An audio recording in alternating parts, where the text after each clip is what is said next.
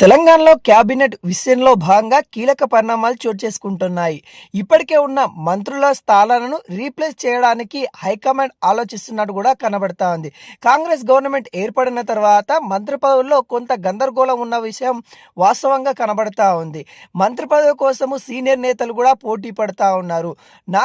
నాకు మంత్రి పదవి ఇవ్వాలి అంటూ అటు రెడ్డి వర్గానికి వర్సెస్ బీసీ వర్గాన్ని నేతలు కూడా కొంత పైరవులు చేస్తున్న పరిస్థితి కనబడతా ఉంది.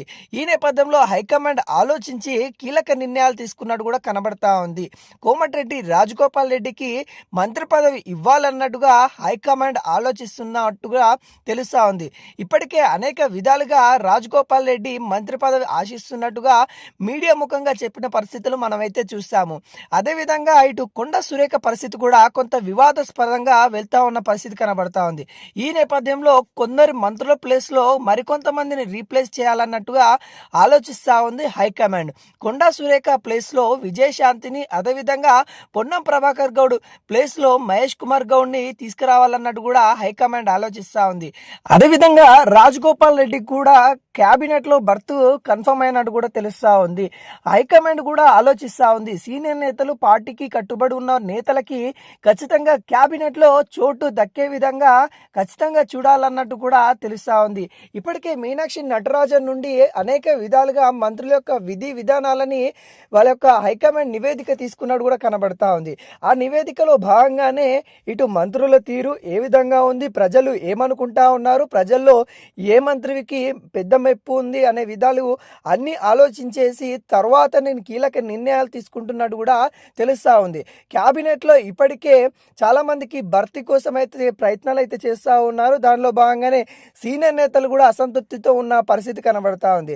అలాంటి వ్యక్తులకు కూడా కీలక పదవులు అంటే ప్రభుత్వ సలహాదారులు కావచ్చు, లేకుంటే క్యాబినెట్ హోదా ఉండే పదవులను అయితే కట్టబెడతా ఉంది. అదేవిధంగా పార్టీ కోసం పనిచేసిన వాళ్ళకు కూడా క్యాబినెట్లో చోటు చక్కే విధంగా ప్రయత్నాలు అయితే చేస్తూ ఉంది. ఇప్పటికే జూబ్లీహిల్స్ బై ఎలక్షన్ తర్వాత కాంగ్రెస్ పార్టీకే ప్రజలు మెప్పునిచ్చారు అనే భరోసాతోనే హైకమాండ్ ఉంది. అదేవిధంగా ప్రజలకి సేవ అందించాలంటే కీలకమైన నేతలు క్యాబినెట్లో ఉండాలి అన్నట్టుగా ఆలోచిస్తున్నట్టు కూడా తెలుస్తా ఉంది. అదేవిధంగా సీఎం రేవంత్ రెడ్డి కూడా ఢిల్లీకి వెళ్ళి ఈ విషయం పైన హైకమాండ్ తో కూడా మాట్లాడినట్టు కూడా తెలుస్తా ఉంది. అటు మహేష్ కుమార్ గౌడ్ కూడా కీలక నేతలతోని భేటీ అయినట్టు కూడా తెలుస్తూ ఉంది. ఈ పరిణామాలన్నీ కూడా మనం చూసుకున్నట్లయితే క్యాబినెట్లో కీలక మార్పులు అయితే ఉండబోతా ఉన్నాయి. కొండా సురేఖ సంబంధించిన మంత్రి పదవి అవుట్ అయిపోతా ఉందన్నది కూడా తెలుస్తూ ఉంది. తన మంత్రి పదవి తొలగించి విజయశాంతికి ఇవ్వాలన్నట్టు కూడా హైకమాండ్ చూస్తున్నట్టు కూడా తెలుస్తూ ఉంది. అదేవిధంగా బీసీ లీడర్ అయిన పొన్నం ప్రభాకర్ గౌడ్ని కూడా తొలగించేసి మహేష్ కుమార్ గౌడ్కి కూడా మంత్రి పదవి ఇవ్వాలి అన్నట్టు కూడా ఆలోచిస్తున్నట్టు కూడా తెలుస్తూ ఉంది.